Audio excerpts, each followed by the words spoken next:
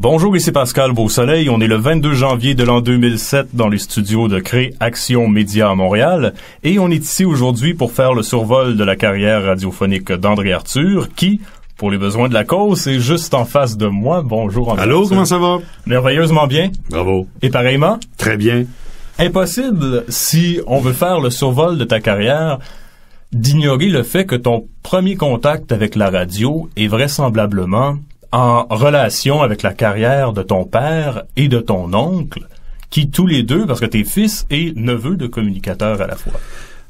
Le premier, Gérard, mon parrain, mon oncle, était correspondant de guerre pour Radio-Canada. Il est ensuite devenu directeur des programmes du service français du service international de Radio-Canada et, à ce titre, il a embauché un dénommé René Lévesque un jour pour l'envoyer couvrir la guerre de Corée. Et une dénommée Judith Jasmin aussi, qui a été embauchée par Gérard Arthur. Qui commence en premier en radio entre les deux? Je pense que c'est Gérard. Parce que René était plus un homme de théâtre. Et Gérard, lui, quand il quitte Québec et s'installe à Montréal, est rapidement mobilisé comme correspondant de guerre. Et c'était lui qui, le premier, a fait entendre aux Canadiens les bombes volantes qui arrivaient sur Londres. Sur le toit de son hôtel, lui et son collègue de la CBC avaient été les premiers à enregistrer les V1 qui tombaient sur Londres et qui faisaient un bruit tout à fait particulier. Et son collègue de la CBC, c'était un dénommé Lorne Green. Bonanza! Bonanza! Un gars de Toronto, ça. Ouais. Il travaillait avec lui, c'était son homologue du côté. Ils étaient, c'est ça, ils faisaient la paire à Londres durant la guerre. Ensuite, Gérard, après la guerre, en 1953, a été le premier correspondant accrédité de l'extérieur de l'Angleterre pour faire la description à la radio du couronnement d'Élisabeth II. Mais ce qui est incroyable et ce que j'ai appris dans la recherche que j'ai entamée sur ta personne pour le besoin de cette entrevue, c'est que tu serais la deuxième génération seulement d'Arthur. Arthur est un nom de famille qui a été emprunté par ton père, au prénom de son père. Ils ont décidé de s'appeler Arthur. Ils étaient Isakian. Ma mère est québécoise, mais mon père est arrivé en 1911 à New York avec sa mère et sa grande sœur. Le père est revenu les rejoindre. Gérard est né à Montréal. Et bien malheureux à Montréal parce que Isakian, ils étaient des Arméniens chrétiens qui s'étaient sauvés le génocide s'en venait. Il allait arriver 3-4 ans plus tard. Et à Montréal, ils étaient tellement malheureux sur la rue Saint-Hubert parce qu'on les accusait d'être des Juifs. Ils sont arrivés à Québec, ils ont pris le prénom, ils ont fait un nom avec, et ils sont devenus des Arthur, et ils ont fait le vœu de toujours prétendre qu'ils étaient français. Ils voulaient plus jamais revivre ce qu'ils avaient vécu sur la rue Saint-Hubert. Et tout ça, on l'a su après la mort de tout le monde, grâce aux recherches de mon frère Louis et de sa blonde Réjeanne. Incroyable. Moi, quand mon père est mort, j'avais jamais pu lui poser la question en disant...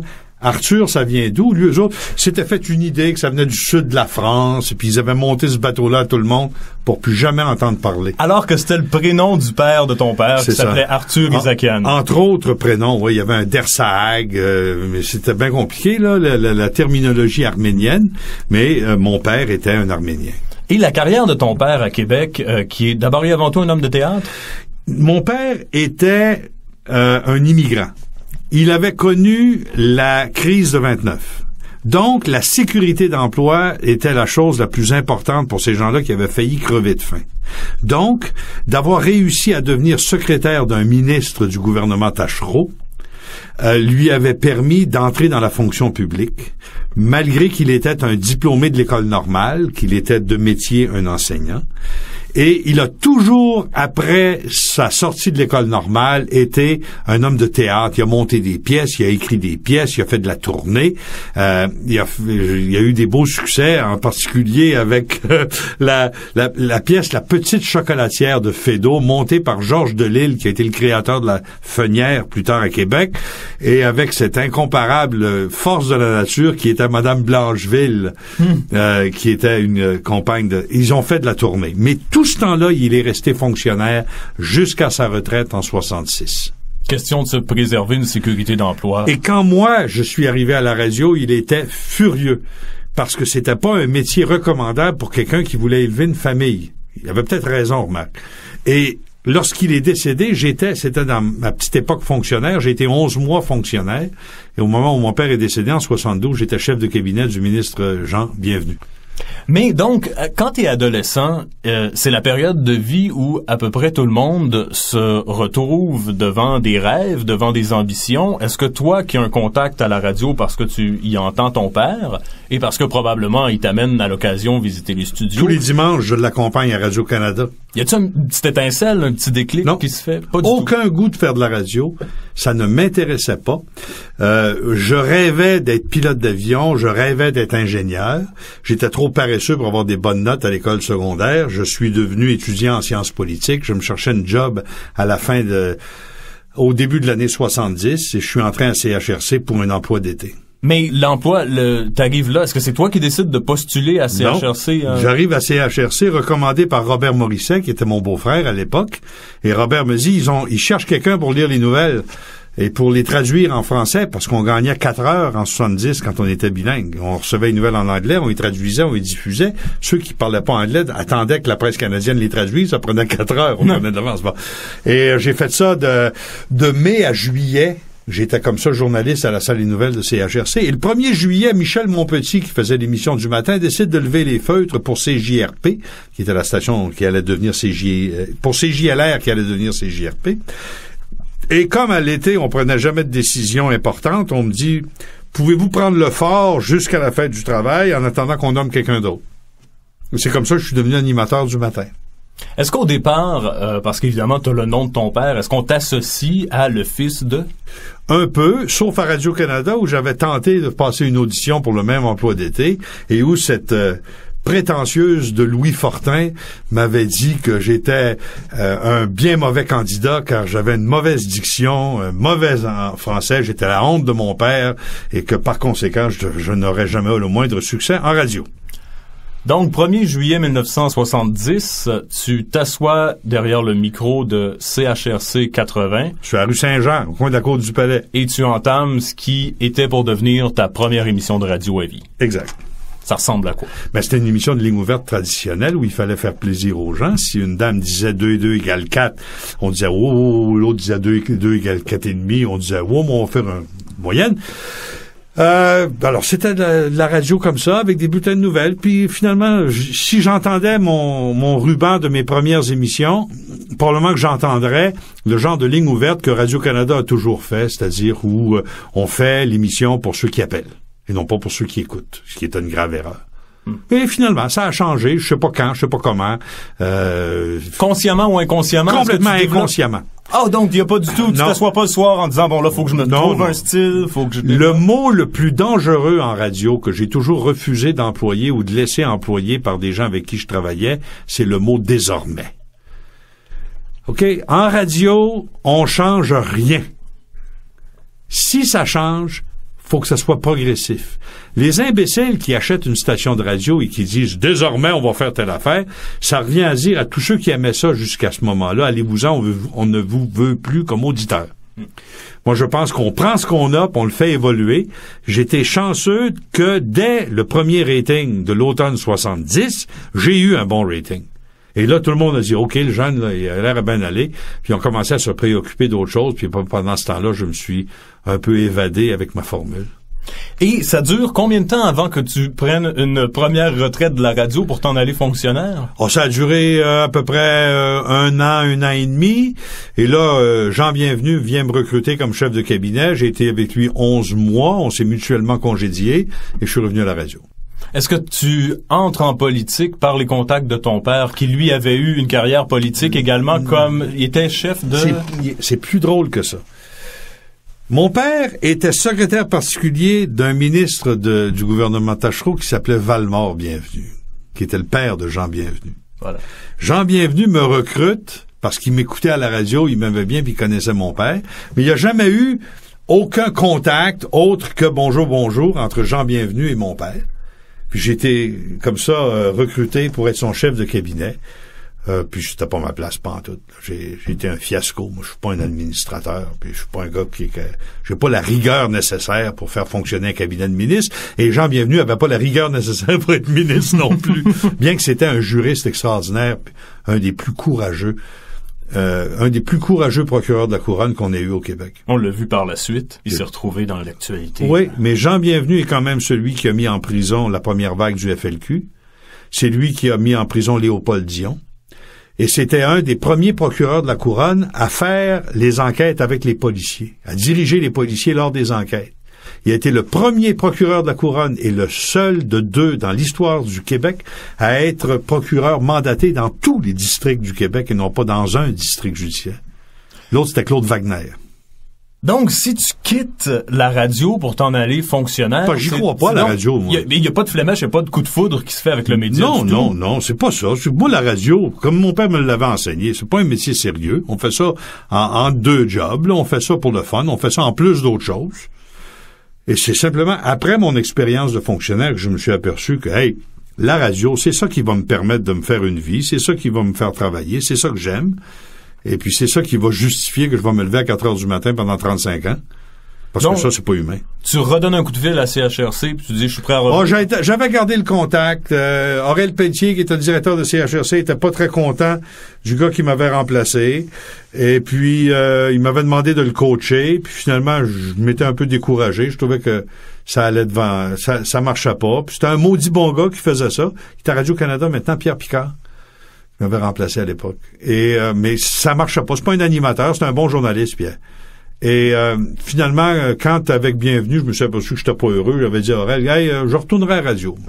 Et Aurel Pelletier, qui était un gars remarquable, un homme remarquable dans la conception qu'il avait qu'une radio de Québec doit être québécoise.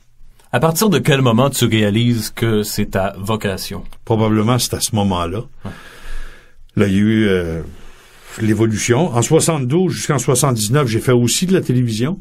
J'étais l'animateur des nouvelles à TVA, Télé 4, ce que Pierre Jobin fait maintenant. Mm-hmm. Et on a eu des succès d'écoute à ce moment-là qui ont jamais été égalés. Évidemment, il y avait moins de concurrence, mais c'était monstrueux, les codes d'écoute qu'on avait à ce moment-là. En 72, t'embarques à la télévision? Ouais. Tu me dis donc, est-ce que t'embarques là parce que t'es connu à la radio et ça commence à marcher à la radio? Oui, parce qu'en 72, il y a eu un lien de propriété entre Télé 4 et CHRC. Ah. Et on essayait de mettre en commun, on faisait un petit peu de convergence. Uh-huh.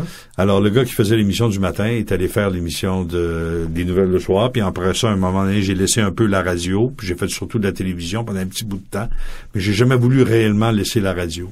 Et c'est un dénommé Louis Langlois, qui est le père de Jean Langlois, qui va travailler par la suite avec toi pendant longtemps, et qui t'engage pour faire la job à la télévision. Oui, et Louis Langlois, qui était le directeur de l'information de Télé 4 à ce moment-là, est probablement un des meilleurs journalistes que j'ai rencontrés de toute ma vie, et celui qui nous a inculqué toutes sortes de choses bien importantes sur le respect du public, et le fait que t'as pas le droit d'être plate à la radio et à la télévision. C'est lui qui avait inventé la formule selon laquelle on demandait aux journalistes de venir raconter des histoires plutôt que de les lire. Ce qui avait été un gros test qui avait provoqué une grève sauvage à Télé 4 à ce moment-là, parce que le président du syndicat, qui était un incroyable incompétent, comme sont souvent les présidents de syndicats, avait décidé de se servir de sa job de président de syndicat pour ne pas avoir à s'adapter à une nouvelle formule. Ils ont maudit le gars dehors pour incompétence. Ça a fait une grève sauvage. Donc, toi, t'es un lecteur de nouvelles conventionnelles? Oh non, il n'y avait rien de conventionnel dans ces nouvelles. Okay, on les présentait, les nouvelles, on les racontait, les nouvelles, on faisait des affaires. Avez-vous déjà vu un lecteur de nouvelles, à la fin d'un bulletin de nouvelles, recevoir une tarte à la crème dans la gueule et finir quand même son closing en disant, ça s'est passé de même aujourd'hui, à demain? T'as reçu une tarte, toi, paf! De Frank Fontaine, qui était mon partenaire et complice. Un bonhomme extraordinaire qui est maintenant comédien. Frank, qui joue dans des films américains, il a joué avec De Niro, il a joué avec Angelina Jolie, il fait une carrière extraordinaire de comédien maintenant qu'il a tourné la page du journalisme. Donc, il n'y a pas une rectitude comme on a aujourd'hui, il y a une espèce d'aspect non conventionnel. On virait la ville à l'envers à chaque jour. On faisait des affaires que c'était complètement débridé. Es-tu déjà polémique? Et il y a même eu à ce moment-là un documentaire de l'Office national du film par Jacques Godbout et Florian Sauvageau sur ce qu'on faisait. À la télé? Oui.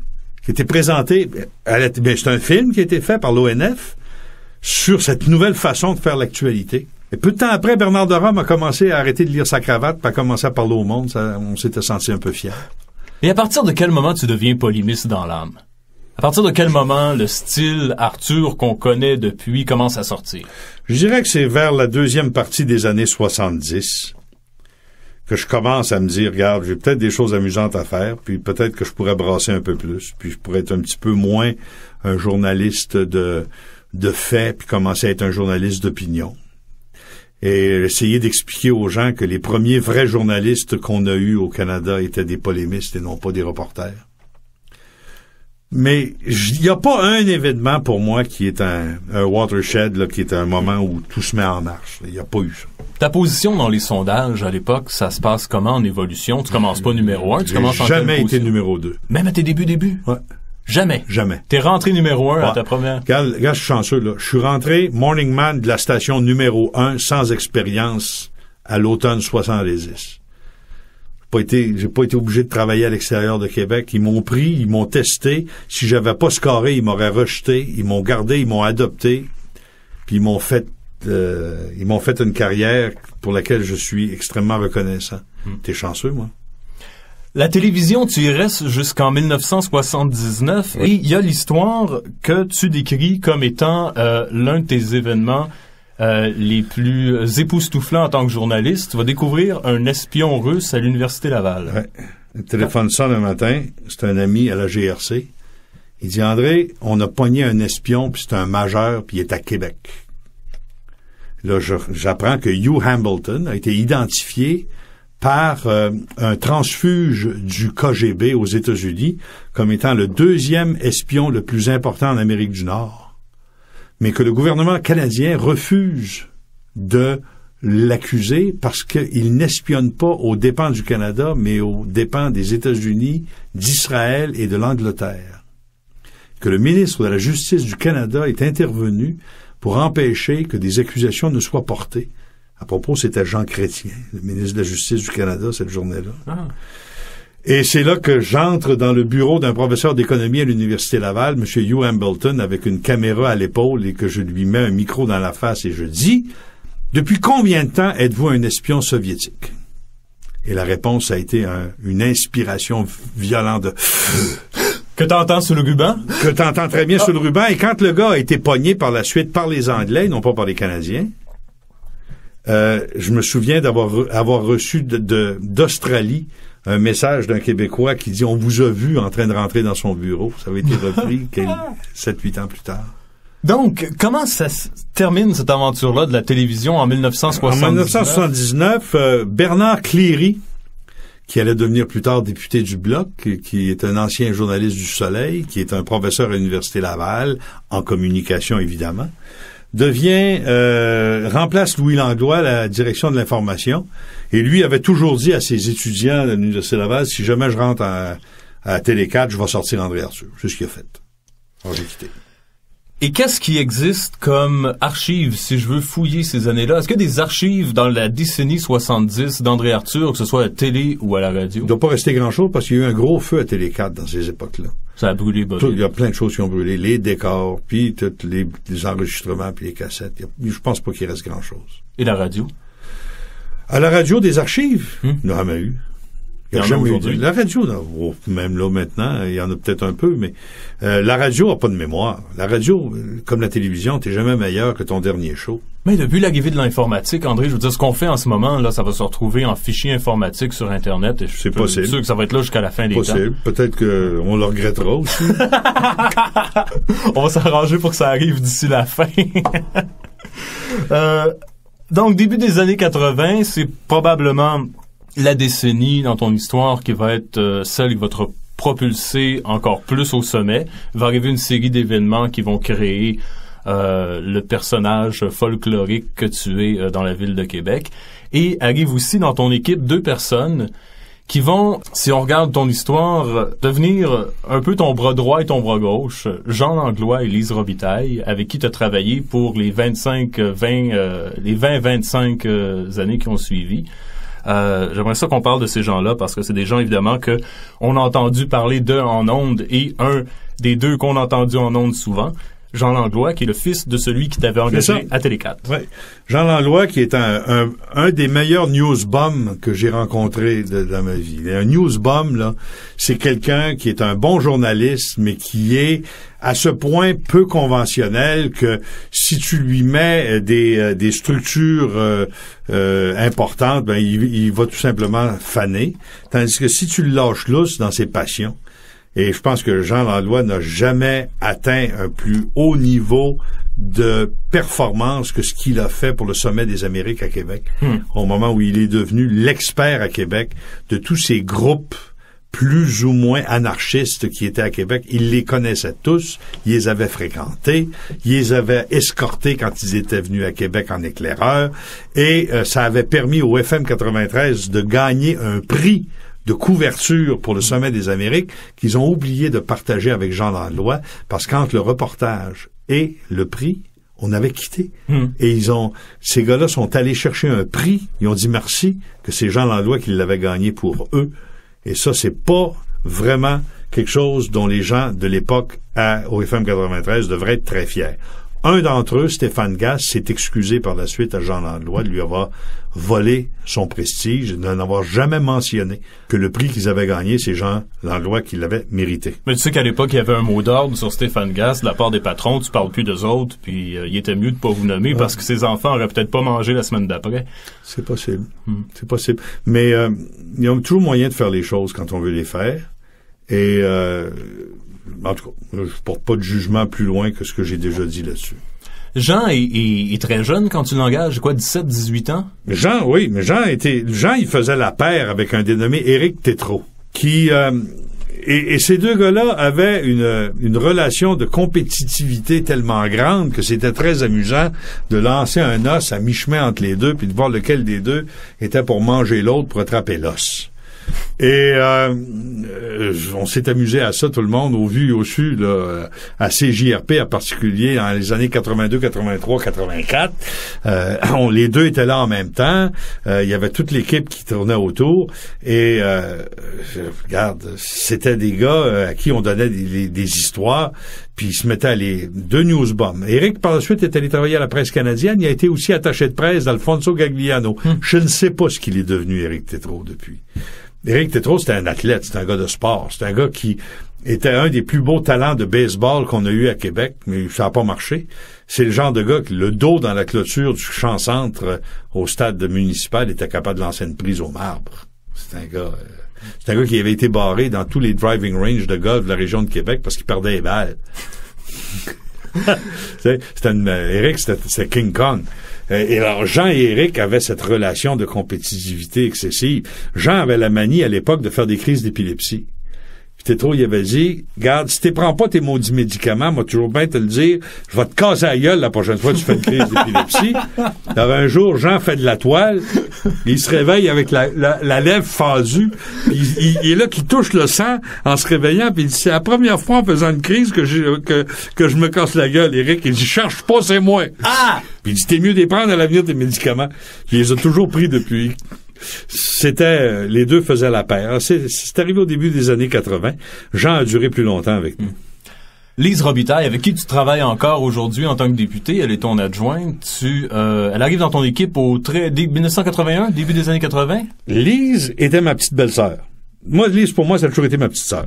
La sœur de ta femme? C'est la petite sœur de ma femme. Et à l'époque, elle étudie à l'université très sagement pour devenir enseignante. Mais en même temps, elle travaille avec nous l'été.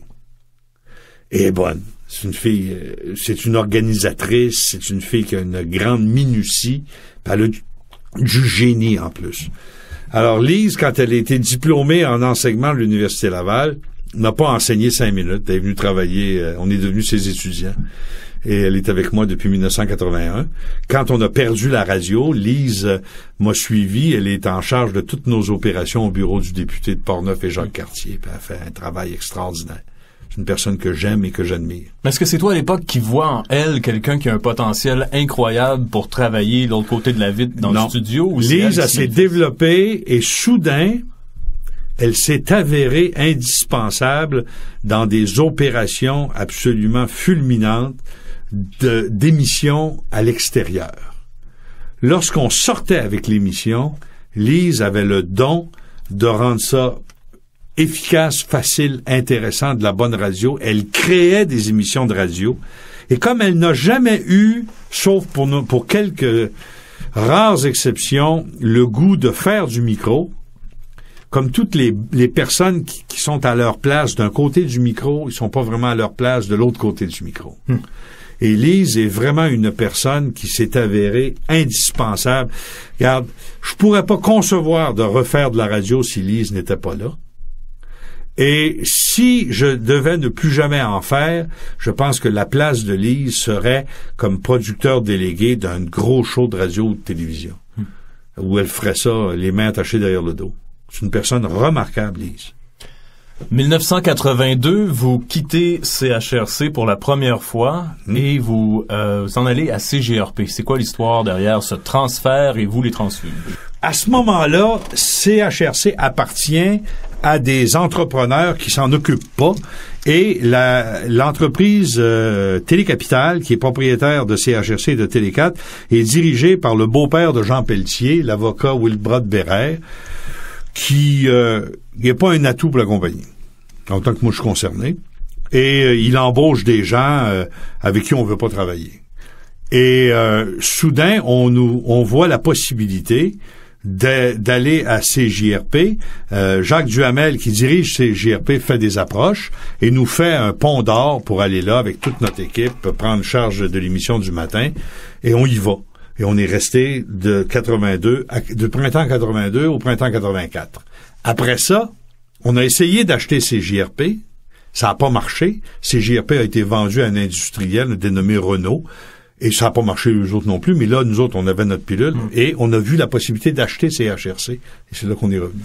Changer de studio, partir de CHRC, s'en aller à CGRP, est-ce que ça nécessite une adaptation pour toi, pour l'équipe, ou c'est simplement un changement de studio, changement de fréquence, il n'y a rien qui change? Il y a rien qui change, c'est la même gang, puis on a intégré rapidement ceux qu'on a trouvés à CJRP avec qui on voulait travailler, notamment Raymond Laforêt, qui était le metteur en ondes, Myriam Segal, qui était le pilier de l'information, puis les gens avec qui on ne voulait pas travailler, comme Christine Fournier, qui était à RDI, on les a tassés.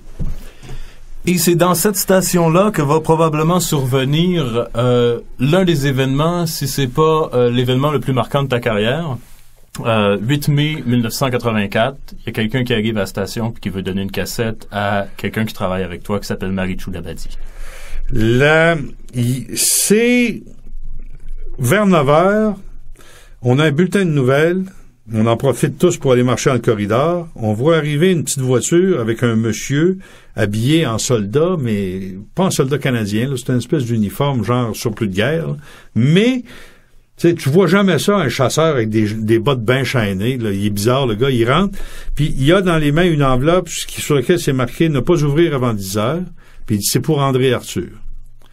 Alors, ne pas ouvrir avant 10 heures, ça veut dire qu'on va l'ouvrir tout de suite. Marichou Labadie, qui reçoit ça, décide que s'il faut pas l'ouvrir avant 10 heures, il faut l'ouvrir tout de suite, mais comme le gars est très bizarre, elle demande à Éric Tétrault d'ouvrir. Éric Tétrault s'en va dans un studio, il ouvre ça, il prend, le son de la cassette, on le savait que c'était une cassette qu'il y avait là-dedans. T'as pas une bombe. Ça faisait le bruit plastique d'une cassette. Ouais. Et il amène ça il apporte ça dans un studio, il commence à l'écouter. Et pendant les 11 premières minutes, c'est rien que du vasouillage, sans aucun bon sens ni queue. C'est typique de ce qu'on reçoit le vendredi 13 d'une pleine lune, là. Des gens, ils veulent partir une nouvelle religion. Et soudain, après 11 minutes de tape, il y a une menace précise comme quoi il va attaquer. Il va attaquer l'Assemblée nationale. Et là, on saute sur le téléphone et on appelle la Sûreté du Québec pour les avertir qu'on a en main un document qui est menaçant. Et la Sûreté du Québec nous dit « Oh, appelez donc la police de Sillery. » Nous autres, ça ne nous concerne pas. On appelle la police de Sillery qui dit « On va aller voir ça. » Et pendant qu'on attend la police de Sillery, ça commence à tirer à la citadelle puis ensuite au Parlement. C'est l'ortie. Et l'événement qu'on connaîtra sous le nom de la tuerie de l'Assemblée nationale. Ça a commencé pour nous vers les 10h moins 20 en ondes. Et ça s'est prolongé jusqu'à 4h moins 20 dans l'après-midi. On a tenu les ondes toute la journée à la grandeur du réseau Radio Mutuel, dans un centre d'achat à la grandeur du Québec. Tout le monde écoutait l'émission de Québec. Au début, les gens du réseau à Montréal avaient dit non, les gens de l'Assemblée nationale vont s'en occuper. Ils avaient 2-3 chroniqueurs politiques avec qui ils collaboraient à l'Assemblée nationale. Ils voulaient leur donner le micro. On a dit donnez-leur si vous voulez, là, puis nous autres, on va le garder à Québec. Alors, ils ont commencé à faire une couverture à Montréal avec les gars de l'Assemblée nationale, pendant que nous autres, on continuait notre couverture au ras des pâquerettes devant le Parlement. Et après 10 minutes, le réseau est revenu en disant on vous garde en ondes, et ça avait duré toute la journée. Il y a eu des affaires extraordinaires. Les blessés libérés de l'hôpital appelaient en ondes pour raconter ce qui leur était arrivé. C'est-tu vrai que dans tes archives, ça, tu l'as la journée au complet sur le banc? Au complet, ça, oui. Faudrait absolument numériser tout ça puis rendre ça disponible. Peut-être. Moi, en tout cas, quand je suis déprimé, j'écoute ça. Ouais. Parce que c'est probablement la journée où on s'est rendu vraiment utile. On a fait une job. À un moment donné, la police voulait venir chercher la cassette. Nous autres, la cassette, ils nous ont dit de ne pas la faire diffuser en ondes parce que ça pouvait être un élément de négociation avec l'Ortie, qui gardait des otages. Ça, c'est un argument raisonnable. Tu sais, peut-être qu'il aurait pu lui dire, ben là, si tu libères tes otages, on va le faire jouer à la radio. Mais s'il a joué à la radio, ils n'ont plus d'argument de négociation. Ouais.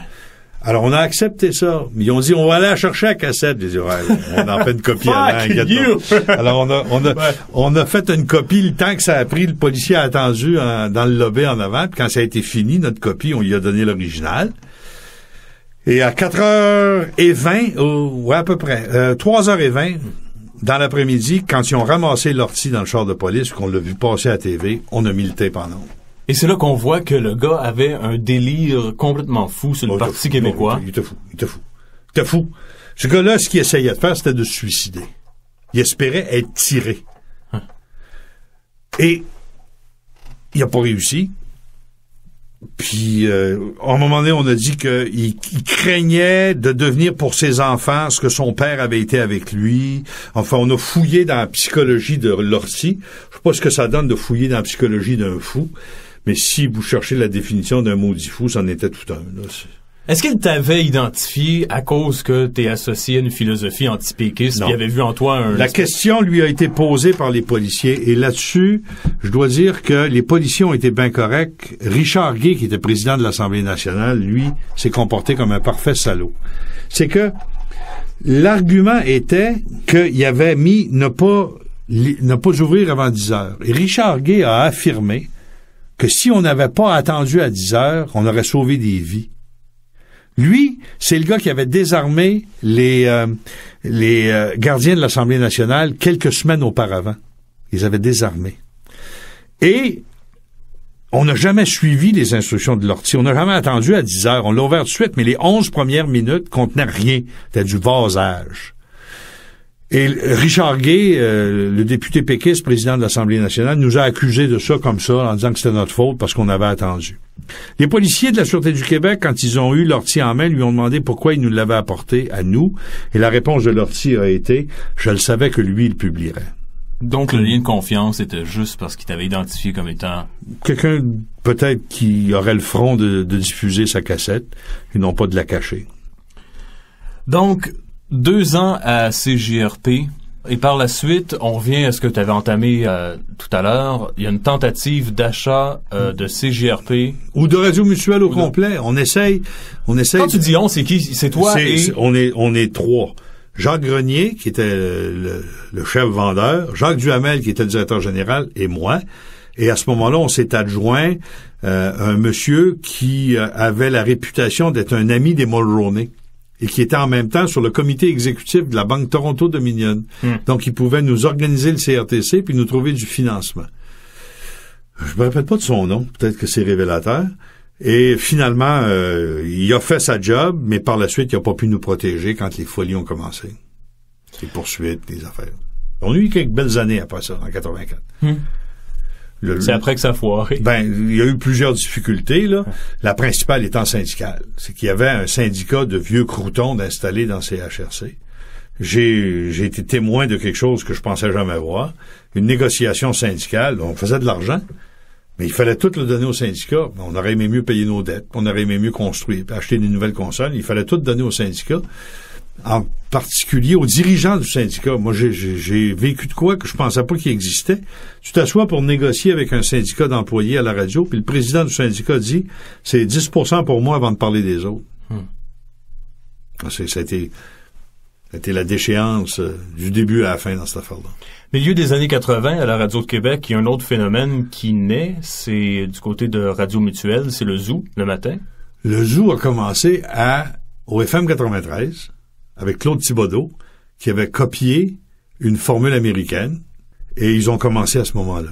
Moi, j'ai mélangé, j'ai dit Radio Mutuelle, c'est après qu'ils sont allés là. Donc, ça commence au FM 93, mais pour la première fois, tu vas perdre un statut dans les codes. Pour la première fois, je suis pas numéro 1. Je suis numéro 1 chez les adultes, mais je suis numéro 2 overall. Parce que eux ont eu surtout un auditoire de très, très jeunes. Et tu vis ça comment pour la première fois de perdre le numéro 1 en 15 ans? Je les ai écoutés, puis je me suis dit, s'il faut faire ça pour être numéro 1, on va être numéro 2 pendant votre temps. Mais à partir de ce moment-là, de perdre, parce que tu avais le 100 000 au quart d'heure, je pense, tu avais combien au quart d'heure? J'ai eu, il me semble, 10-12 quarts d'heure en haut de 100 000, moi, dans une seule émission, là, le matin.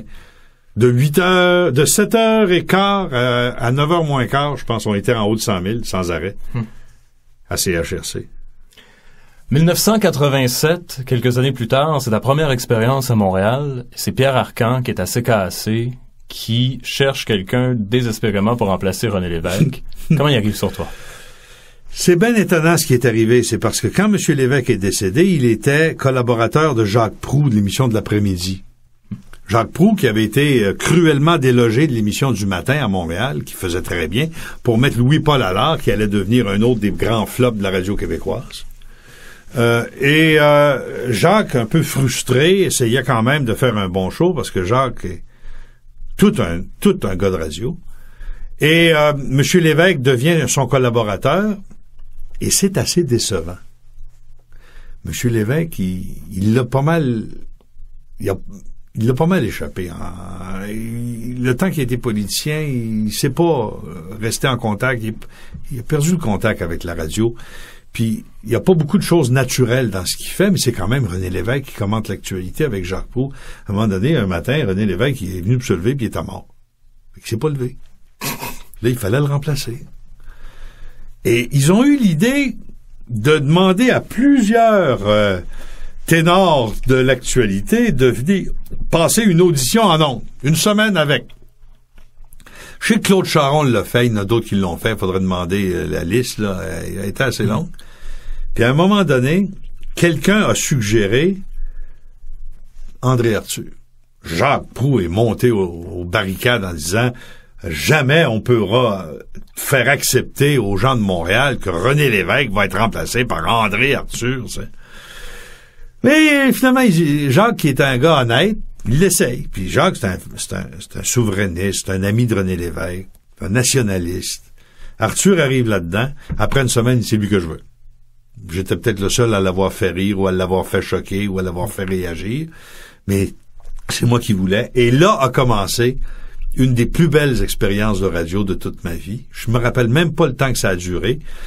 Je sais que ça s'est terminé quand ils m'ont demandé d'aller animer le midi, l'émission que Pasco avait fait pendant un bout de temps, l'Informateur, et qui avait été durement magané par une série de successeurs qui avaient eu des difficultés.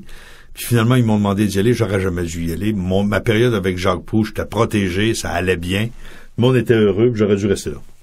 Pour faire les deux, évidemment. Ben là, faire le matin à Québec, le midi à Montréal, puis l'après-midi, le midi sur le réseau, puis l'après-midi à Montréal. Là, ça commençait à être un petit peu déraisonnable. Donc, l'Informateur. Ils me l'ont pas offert. Et tu remplaces Pierre Pasco à l'Informateur. Après ça. Et ça se termine sur les 8 questions à Robert Bourassa. Qui sont? On venait d'apprendre que des armes c'était après la crise d'Oka, et on venait d'apprendre que il y avait des armes qui avaient été trouvées à Kanawake. Et il y a toujours eu des liens très étroits entre la salle des nouvelles de CKAC et le bureau du premier ministre. Pour des raisons que je ne comprends pas. Ben, je les comprends parce qu'à Montréal, avoir des gros noms comme invités, c'est bien important. Nous aurons le premier ministre jeudi, dans la semaine des 4 jeudis, mais nous l'aurons, tu sais. Acheter une page de publicité dans le Journal de Montréal, c'est bien important. Je pense que c'est ça. Mais il y avait des liens bien étroits. Et le directeur d'information, Jacques Millette, m'arrive en disant « Robert Bourassa, demain. » Parfait, je fais une entrevue avec. Et ma première question, c'est... Une de mes questions, c'est « Monsieur Bourassa, on vient de découvrir des armes à Kanawake. Êtes-vous inquiet? » Il répond pas. Patine. Il sort une cassette. « Monsieur Bourassa, je m'excuse, mais êtes-vous inquiet? » Et j'ai posé 8 fois la même question. Et après ça, j'ai perdu ma job. Et Jacques Millette a été nommé directeur des relations publiques de la Commission de la santé et de la sécurité du travail. Moi, je suis comme le Père Noël. Hein. Chaque fois que je sors d'une station de radio, il y a des cadeaux en dessous de l'arbre. Et c'est Lisa Frula qui est directrice à la CKAC à ce moment-là? Il y a eu Richard Desmarais à cette époque-là. Non, Lisa a jamais été ma patronne, que je sache. Je sais que Lisa était une des personnes de qui on riait beaucoup, mais peut-être qu'elle l'a été à un moment donné. Et pourquoi donc?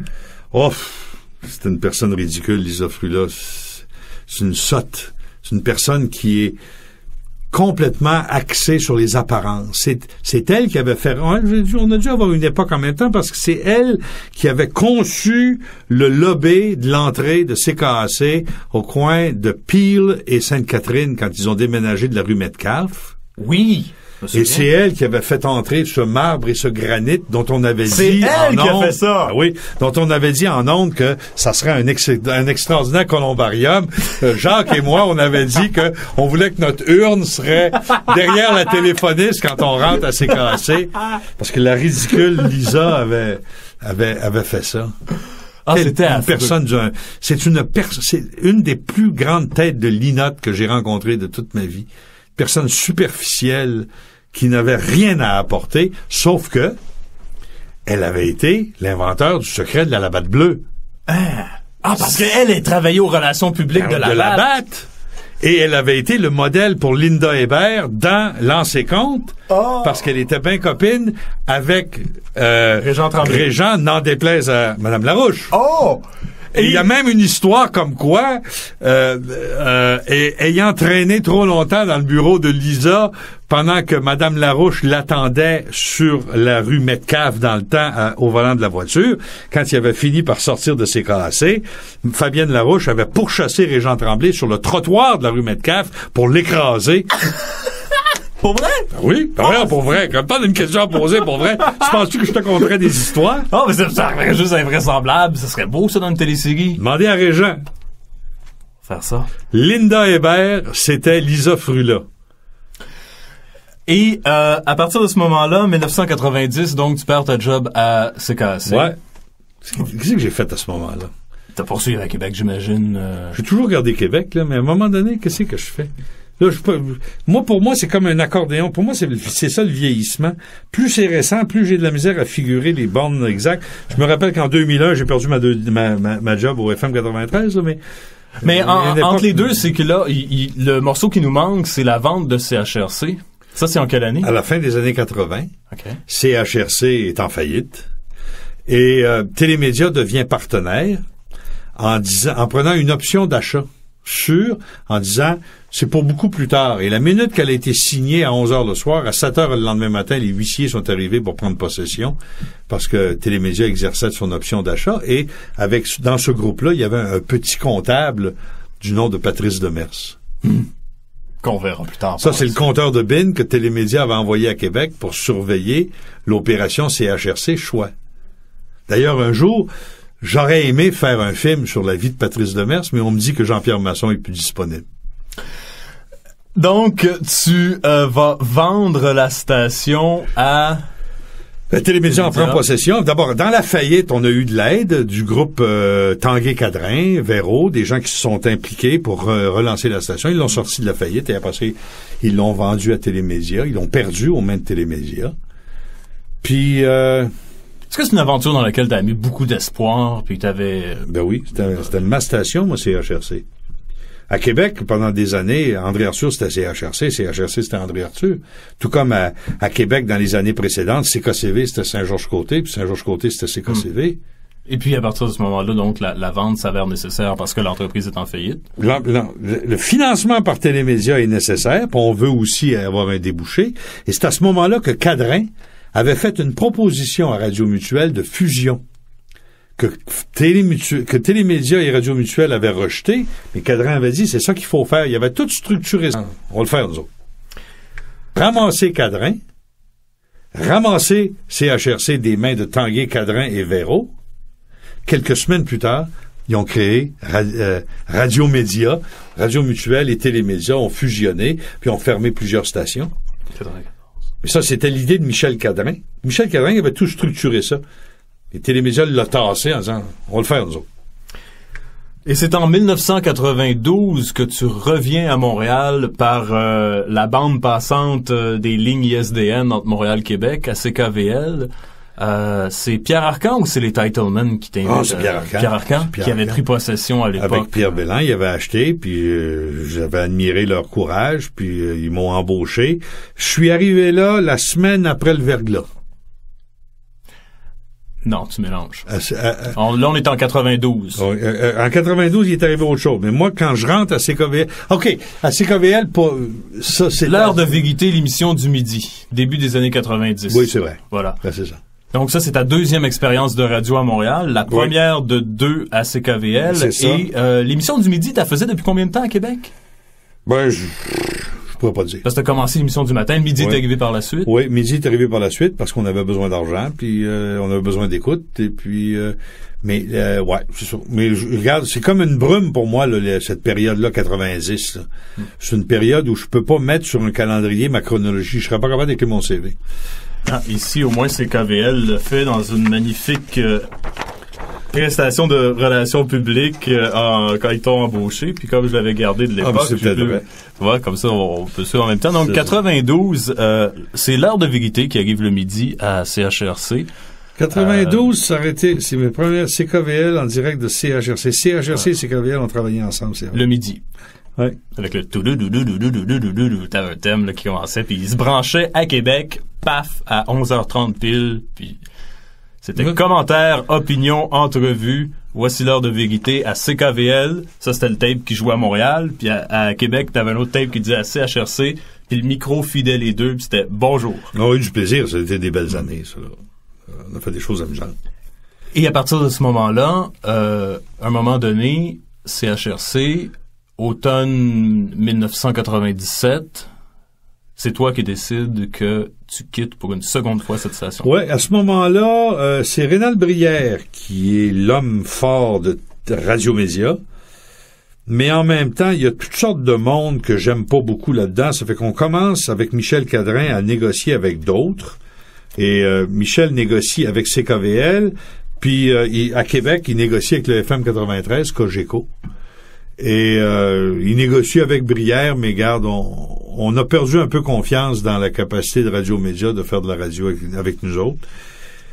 Puis là, je pense que je peux dire que c'est peut-être pour ça que j'ai de la misère à me rappeler des dates, mais la journée où je quitte CHRC à Québec pour aller au FM 93 tout en étant CKVL Montréal qui me suivait à une place ou l'autre, je pense que là, ça a été une grosse erreur de ma part. Rénal Brière est le meilleur boss que j'ai jamais eu.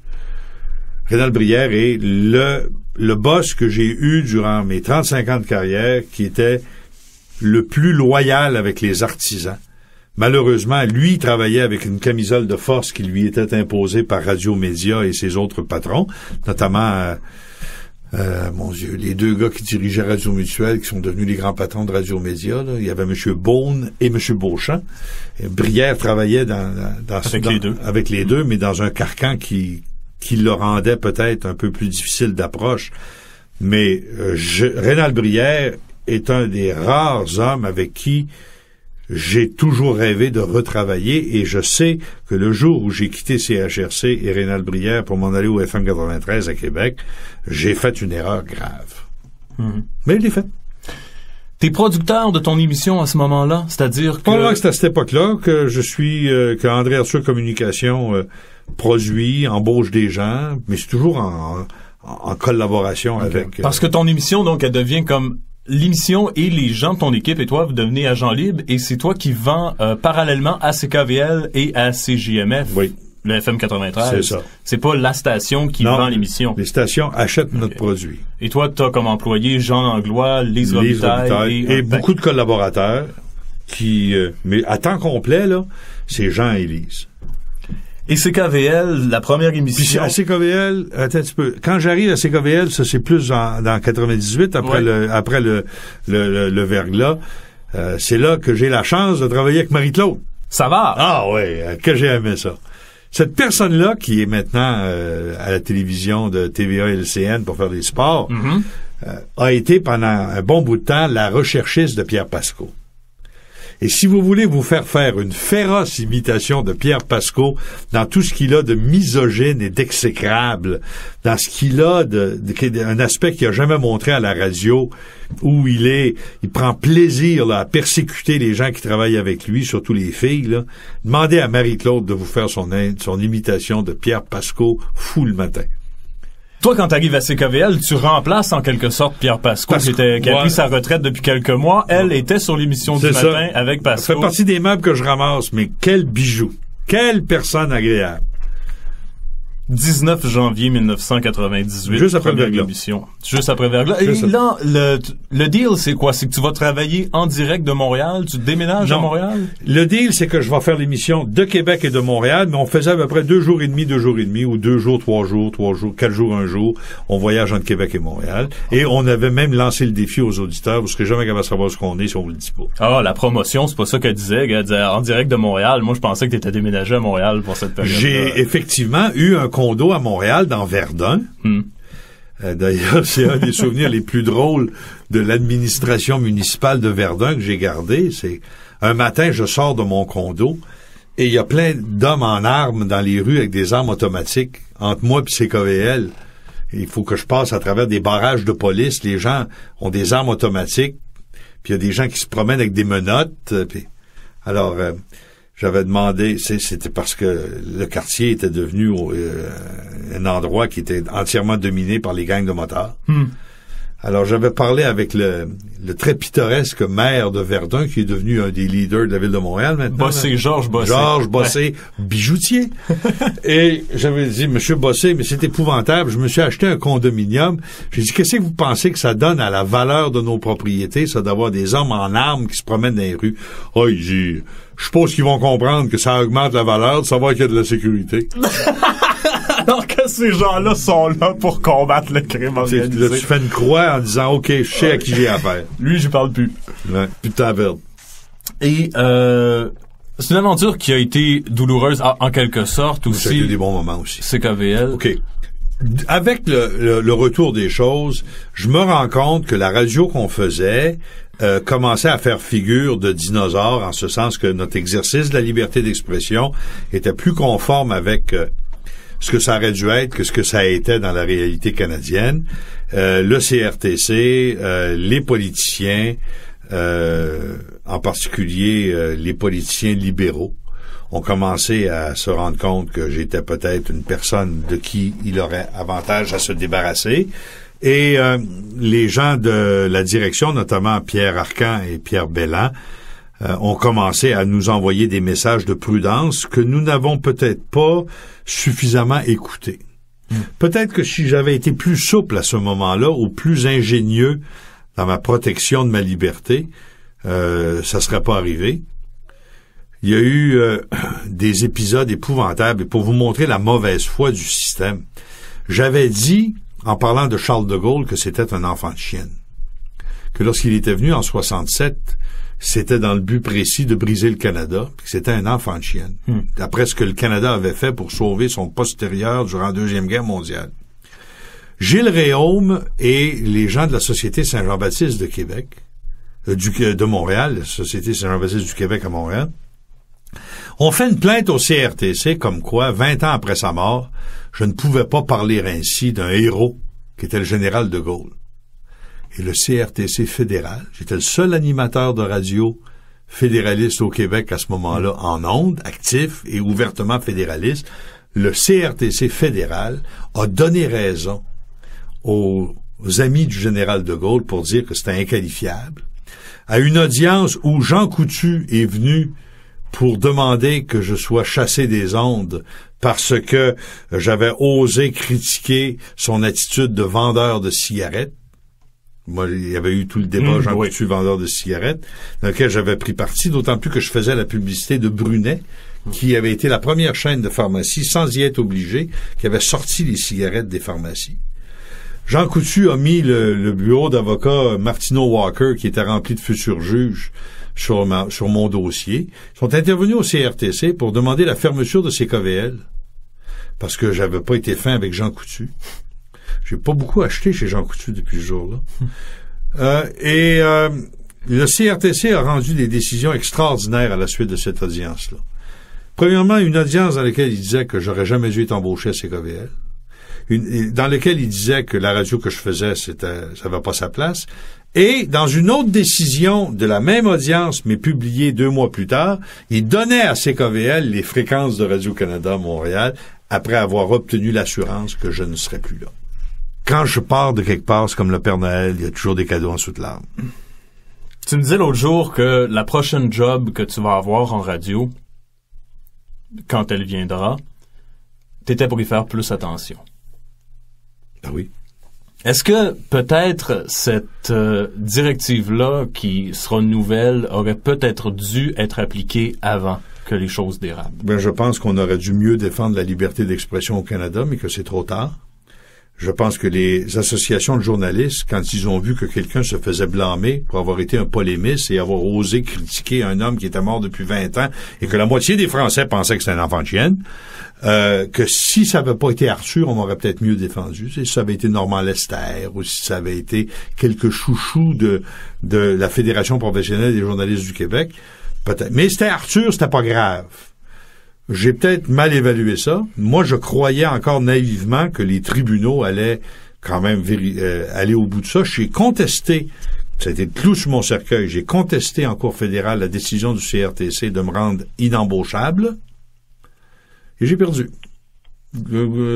J'ai démontré que le CRTC avait violé toutes ses règles de procédure et la Cour fédérale a dit « Oui, mais Arthur, depuis 30 ans en radio, il aurait dû le savoir. Ça marchait de même. » Oui, c'est bien sûr, si j'avais une autre job, je prendrais une attitude différente et je m'adapterais au fait que le Canada est maintenant devenu, au plan de la liberté d'expression, un pays dangereux. Donc, à la fin des années 90, quand, selon ta vision des choses, CKVL t'échange pour la licence de Info 690 et 940 News, t'es toujours en parallèle à CJMF, le FM 93, tu fais l'émission du midi et bientôt l'émission du retour à la maison qui va se rajouter à ta gamme. Et c'est une station où on m'a dit que t'as jamais vraiment été heureux. Jamais. C'était la station de Robert Gillet. Et n'importe qui était pas Robert Gillet était pas heureux dans cette station-là. Pourquoi? Ils avaient décidé que Robert Gillet, c'est leur pain pour leur beurre, et j'avais une émission où le midi, j'avais plus de parts de marché le midi que lui en avait le matin. Alors lui, il se sentait menacé. Moi, je la voulais pas, sa maudite job le matin. J'étais tanné de me lever le matin, moi. Là, j'étais bien, je me levais à 8h30 le matin. Pour moi, c'était le milieu de la journée. Et là, ça a dégénéré. À un moment donné, ça a commencé à brasser et j'avais eu des offres de CHRC, qui était à ce moment-là propriété d'Astral, pour retourner le matin à CHRC, qui était dans la dèche au point de vue code d'écoute. Jacques Parisien, le vice-président d'Astral, m'a approché pour me demander si j'accepterais de retourner. Moi, je m'étais dit, si je peux sortir du FM 93, je vais être heureux. Moi, laisser ça à Robert. Robert, ça va bien, c'est sa boîte. La preuve, c'est qu'ils l'ont ramené après qu'il a été condamné dans la prostitution juvénile sans aucunement régler le problème, ce qui les a rendus encore plus vulnérables. Alors, j'avais dit à Jacques Parisien, ouais, je vais y aller, mais dans mon contrat avec le FM 93, il y a 1 an à jouer. Il dit, c'est pas grave, on va t'attendre. Quelque temps plus tard, il arrive au mois de novembre 2001, les élections municipales à Québec. Et moi, j'avais eu avec Robert Gillet quelques difficultés en ondes. J'avais pris position sur le fait qu'il trafiquait ses entrevues, à mon sens, avec le maire Lallier, en retour du fait que Lallier subventionnait pour des centaines de milliers de dollars des immeubles qui appartenaient à Robert Gillet et dont la rénovation était assurée avec l'argent des taxes. Et j'avais illustré ça en disant, regarde, ça n'a pas de bon sens. qu'un animateur fasse des entrevues complaisantes avec le maire pendant que le maire signe des subventions à ce même animateur-là pour des maisons. Et les gens du FM 93 ne voyaient aucun problème là-dedans parce que Robert, c'est un humoriste. C'est un fantaisiste. Robert, c'est pas grave ce qu'il dit. Même un juge qui avait dit la même chose. Alors, j'avais décidé de partir et j'avais dit à Jacques Parisien, il y aura 1 an d'attente. Et soudain, dans les élections de novembre 2001, Robert fait venir la mairesse en studio et commence à lui dire, comment ça se fait qu'André Arthur vous a pas invité? Comment ça se fait que... Parce que j'avais fait cabale pour Jean-Paul Lallier, moi, à ce moment-là. Mm-hmm. Puis Robert, dans une finasserie qui lui est propre, c'est un fantaisiste, avait demandé à Mme Boucher, qu'est-ce que vous auriez dit ici? À un moment donné, Jean Langlois vient me faire un reportage en ondes le midi, puis il me fait entendre Robert Gillet, puis à un moment donné, je dis en ondes, je dis, écoute, Robert, qu'est-ce qu'il fait là? Il essaie d'avoir une claque sur la gueule, il va finir par en avoir une. Et j'ai été mis à la porte pour avoir dit ça. Alors, j'ai appelé Jacques Parisien à CHRC. Je dis, Monsieur Parisien, on pensait être obligé d'attendre 1 an, mais il dit non, ça marchera pas parce qu'il dit les pressions sont trop fortes. En d'autres mots, quand ils m'ont congédié, il s'était déjà vérifié que c'est CRTC, et CRTC avait fait des pressions sur les concurrents pour pas qu'ils me ramassent. Moi, j'avais pensé que, de la façon que je l'avais ramassé, parce que t'en as souvent parlé en ondes, évidemment, que les communications que tu avais avec Astral à cette époque-là, pendant que tu étais à l'emploi du FM 93, et tu l'as dit toi-même que tu utilisais le fax de Jeff Brown, de ton patron, de Joanne Leroux, de sa secrétaire pour envoyer tes communications à Astral. J'ai toujours pensé que quand tu as été congédié du FM 93, c'est quelque chose que tu avais souhaité et que tu étais bien heureux que ça arrive. Absolument, je viens de te le dire. Mais j'avais presque l'impression que tu avais fait exprès, sachant que ton contrat disait que si tu blastais Robert Gillet en ondes, il était pour te virer, puis tu t'es dit, j'ai une offre de CHRC. Non, c'était pas à ce point-là, mais c'était bien senti ce que j'avais dit. C'est ça que je voulais dire. Ce que je ne savais pas, c'est que le CRTC était pour arriver et bloquer ma transaction avec CHRC en leur faisant des menaces. Ce que Jacques Parisien m'a avoué, il dit, là, les pressions politiques sont trop grandes. C'est comme ça que je me suis retrouvé le cul à l'eau à la sortie du FM 93. CHRC ne m'était plus accessible là où j'allais retourner finir ma carrière. Et t'as appris ça combien de temps après ton congédiement? Ah, la journée même. La journée même, t'apprends que l'offre ne tient plus. Ouais. J'avais une poignée de main avec Jacques Parisien. Et cette poignée de main-là est disparue quand j'ai été congédié du FM 93, qui, lui, a reçu en retour le droit d'acheter le 4 saisons sans condition, ce qui s'était jamais vu, et les licences de Rythme FM, qui est à peu près la plus inutile des radios québécoises présentement. Quand je pars de quelque part, c'est comme le Père Noël, il y a toujours des cadeaux en dessous de l'arbre. Et le Père Noël qui revient. C'est ça. Parallèlement, à Montréal, c'est CJMS Country 1040, une autre aventure radiophonique à Montréal et qui est un peu plus modeste que la précédente. Ben oui, j'étais bénévole. J'ai encore pour 8 000 de chèques en bois de la famille Azoulay, moi. Je disais que c'était plus modeste dans le sens artistique parce que c'est quand même plus petite antenne. Un micro, c'est un micro. Moi, je prends n'importe quel micro puis je me targue d'être capable de le grossir un peu. Comment ça débute, cette aventure-là? Je m'étais fait une amie, José, et José Langevin, qui travaillait dans des radios communautaires sur la Rive-Sud, qui était une femme d'affaires dans le domaine du textile. Et moi, on est dans un restaurant, je me demande si c'est pas le Katsura sur la rue de la Montagne, et il y a une gang de monde, dont Paul Teitelman, qui sont en train de manger ensemble. Teitelman vient me voir, il dit, tu devrais faire de la radio. Ben, j'ai dit, regarde, il dit, embauche-la, là, puis j'ai dit, je vais aller l'aider. C'est comme ça que la graine a été semée. Lui, il était consultant pour la famille Azoulay. Puis là, à un moment donné, j'ai eu une proposition d'aller là. Puis j'ai accepté, j'étais dans la rue. Paul Teitelman, qui est le fils de Jack. Ah oui. Est-ce que t'as jamais eu à les côtoyer vraiment, les Teitelman? Pas vraiment, mais je les ai toujours... j'ai jamais travaillé pour eux, mais on s'est toujours connus, là, on s'est toujours salués. Donc, tu perds ton emploi à CJMF, le FM 93. T'es toujours à Montréal à CJMS, la radio country. Et tu vas commencer à te greffer un réseau avec des stations en périphérie, donc à Québec, CIMI, la station de radio communautaire.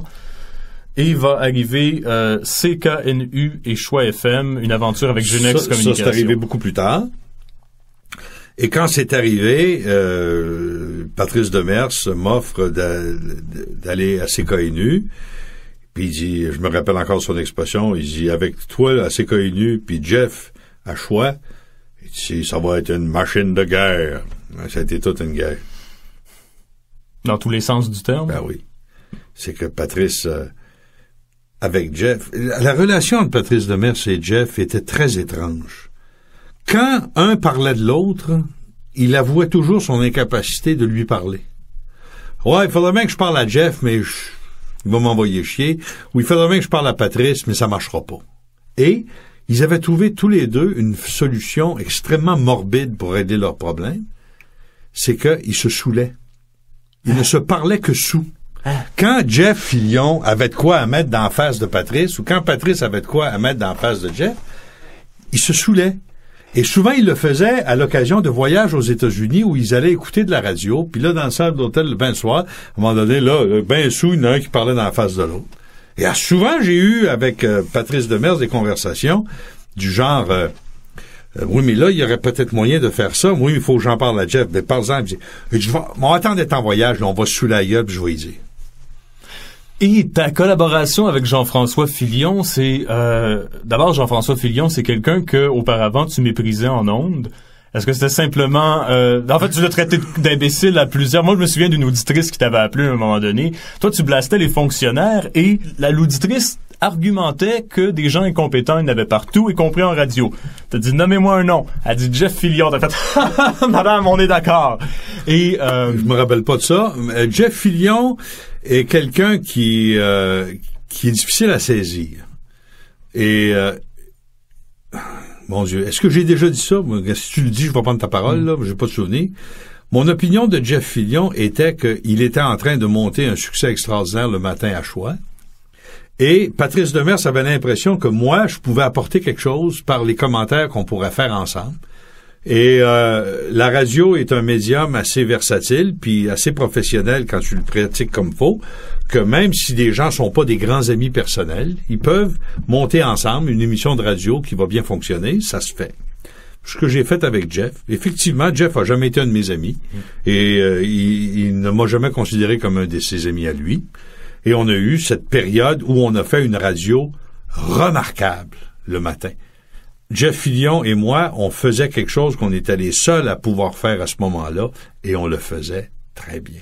À tel point que le quart d'heure le plus écouté de la journée à Choix FM, c'était le moment dans l'émission de Jeff où je participais. Patrice Demers me dit, ouais, bon, on fait ça à 8h30. On devrait faire ça à 7h30 pour que le reste de l'émission puisse rider dessus pour s'en servir un peu. Pas de problème, Patrice, avec les... Oubliez pas, j'étais bénévole. Ça m'a jamais donné une scène de travailler à Choix. Ah!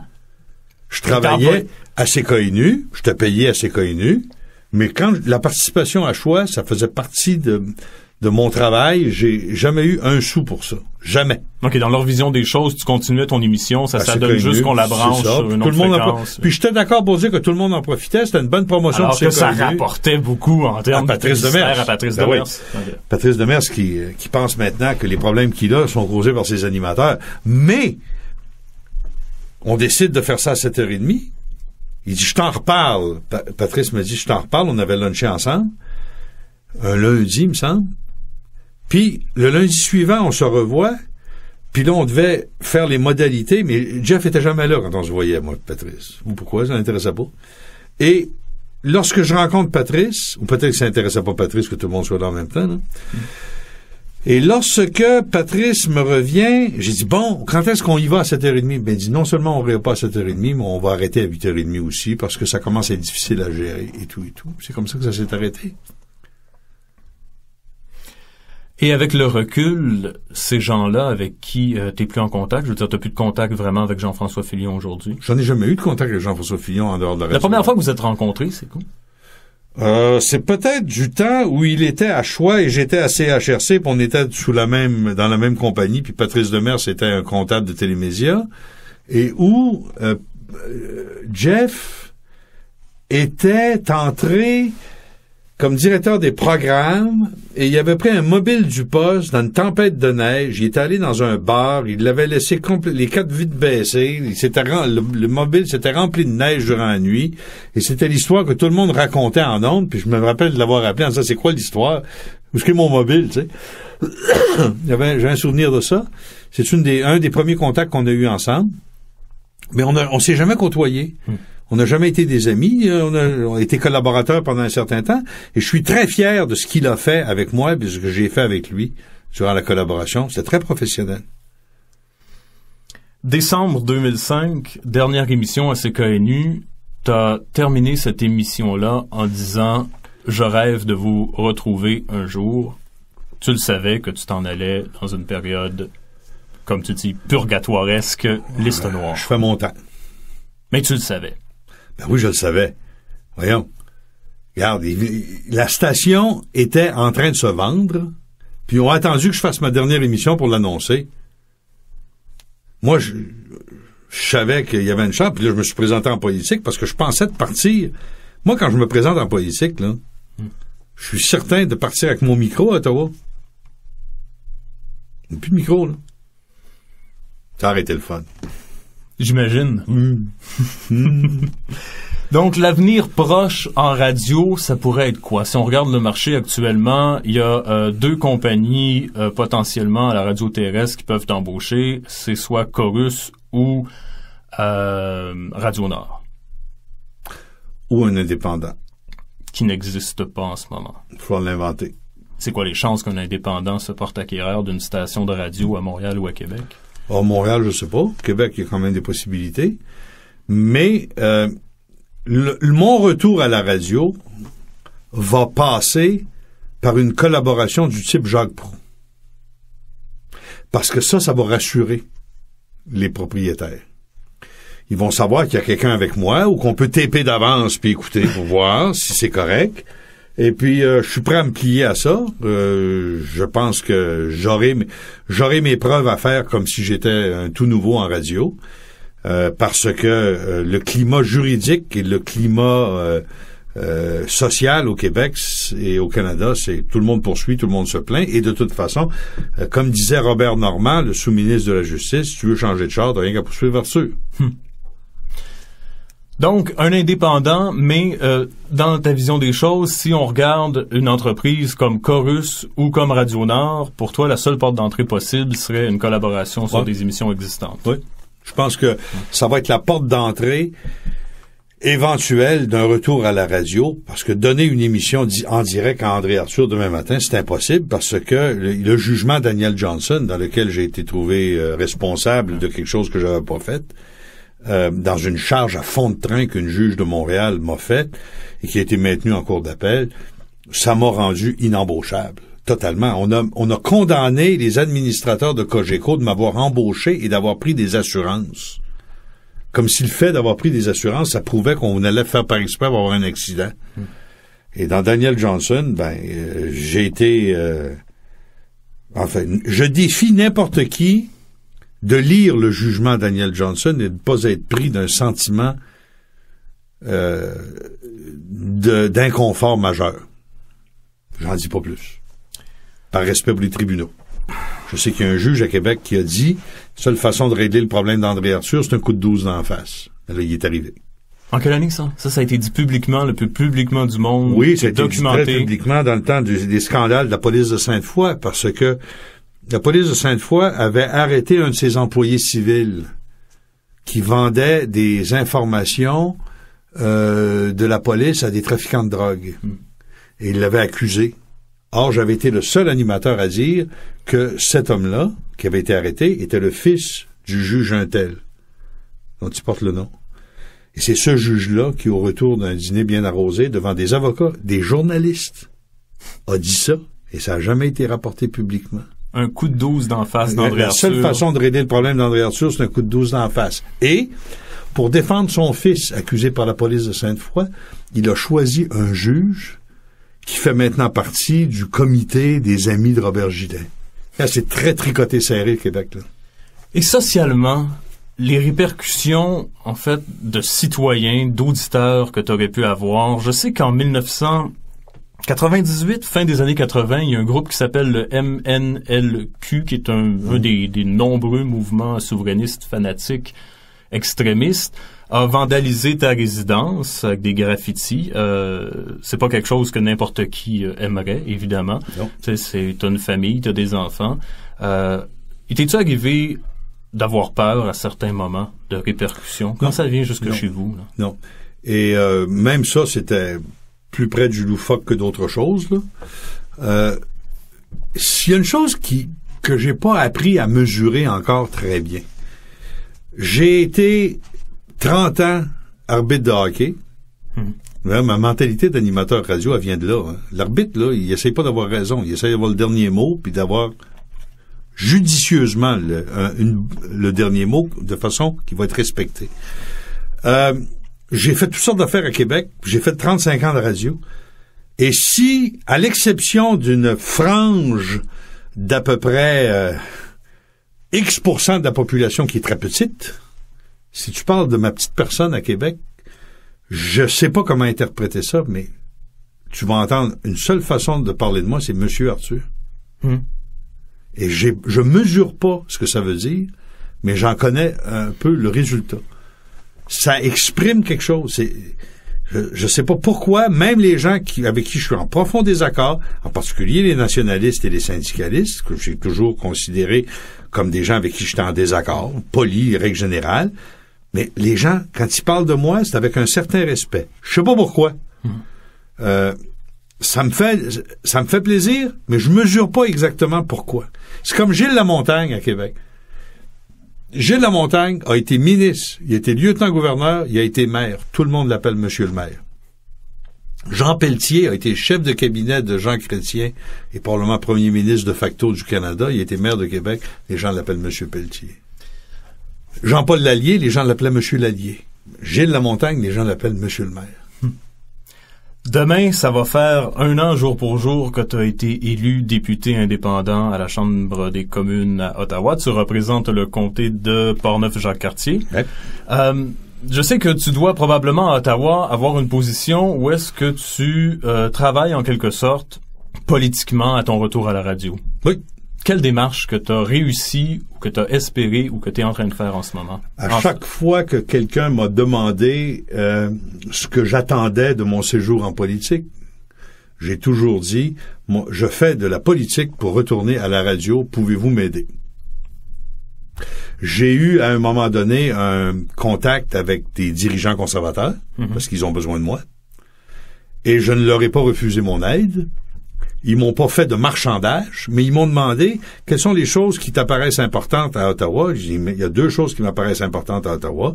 D'abord, je veux travailler dans un comité parlementaire et les indépendants sont pas invités à être membres des comités parlementaires, ils sont juste invités à assister et à participer de loin. Ben, je suis membre à part entière d'un comité parlementaire, celui de l'industrie de la science et de la technologie, où je remplace un député conservateur. Mais je suis membre à part entière du comité, pour le moment. J'ai dit, je veux ça. Puis je veux que vous m'enleviez éventuellement le CRTC d'un cheveu. Je veux pas avoir de chèque en blanc. Je veux avoir droit à un nouveau départ. Je veux plus un message comme il a été donné par le directeur de la radiodiffusion du CRTC devant Témoin il y a quelques années. André Arthur n'a plus sa place dans la radio au Canada. Quand le gouvernement dit ça de toi, là, ça écrase. Je veux plus entendre ça. Je veux que les gens disent, ben Arthur, il est controversé. Si vous l'embauchez, ben on remet les livres à zéro. Puis s'il fait des gaffes, on le critiquera. Puis s'il fait pas des gaffes, on va le laisser tranquille. Tout ce que je demande et j'attends. Ton retour à la radio, tu y crois en ce moment? Oh, j'ai pas le choix d'y croire ou non. Hein. Je pense que je suis obligé d'y croire parce que, en fait, c'est mon métier depuis 1970. Puis le reste, ça a été des choses qui se sont greffées autour de la radio. J'aurais bien aimé faire de la radio comme député, puis je pense que comme député indépendant, je pourrais continuer à faire de la radio longtemps. Puis c'est ça que je veux faire. Si les gens veulent continuer à m'élire, moi je vais continuer à faire de la radio. Ce que je peux te dire, c'est que c'est probablement la 11e ou 12e entrevue que je fais aujourd'hui dans le cadre de cette série-là et que tous les gens, pratiquement tous les gens, ont répondu à la question « Qui est selon vous le meilleur animateur de radio au Québec? » Et ils ont tous répondu « André Arthur ». Et je me joindrai à eux, et je le dis franchement. Et je pense que t'es un gars qui mérite de mourir en ondes, t'es un gars qui mérite, pour ce que t'as fait pour la radio au Québec, tu mérites d'être en ondes jusqu'à la fin de tes jours de façon perpétuelle, et je te le souhaite. Merci, Pascal. Quant à moi, je pars en vacances. Je pars en vacances pour une période qui va certainement comprendre une campagne électorale et je m'amuserai au long des prochaines semaines à convaincre les gens de Portneuf-Jacques-Cartier que ça pourrait être un message intéressant à transmettre aux politiciens que d'envoyer des gens indépendants du côté de la Chambre des communes. Les gens seront bien libres de retenir ou non mes services et ça ne changera rien à ma disponibilité pour faire de la radio. Dès le 24 février, peu importe ce qui sera arrivé en campagne électorale, je serai disponible pour faire de la radio. Mais là, rien n'est garanti, car vous avouerez en toute candeur qu'on ne se presse pas à ma porte pour m'embaucher. C'est le genre de pays dans lequel on vit et il faut faire avec ce qu'on a. Donc, un joyeux Noël, une belle, bonne et prospère année à vous et je rêve de vous retrouver un jour.